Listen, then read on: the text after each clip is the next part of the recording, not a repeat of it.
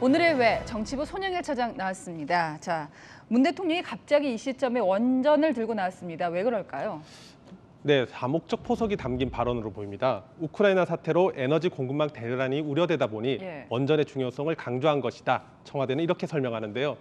하지만 불과 대선을 12일 남겨두고 일정조차 공개하지 않았던 비공개 회의 내용을 굳이 밝힌 겁니다.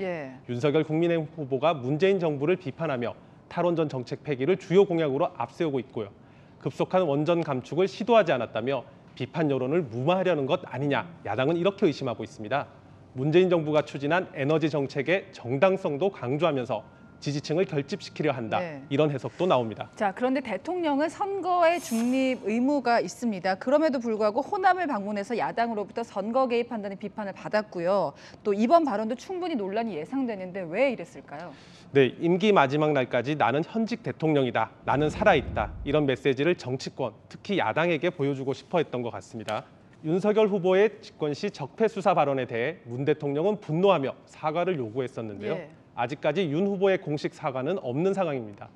대통령이 선거 기간 동안 어느 지역을 방문하느냐, 어떤 메시지를 내놓느냐에 따라 표심은 출렁일 수 있습니다. 자, 지금 이렇게 문 대통령의 임기 말 행보 역대 대통령과는 상당히 다른데요. 왜 이런 행보를 보이고 있을까요?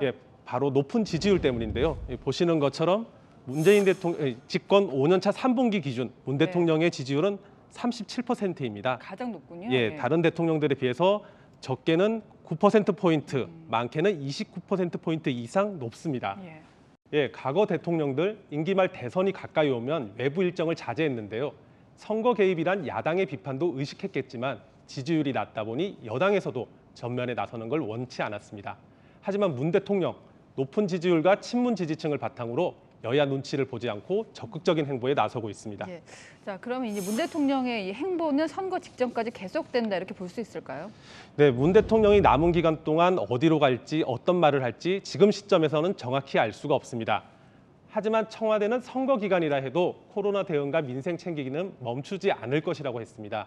민생을 챙긴다는 명목으로 다른 지역을 찾거나 문재인 정부의 정책을 홍보하는 일은 또 있을 수도 있습니다. 네, 지금까지 정치부 손영일 차장이었습니다.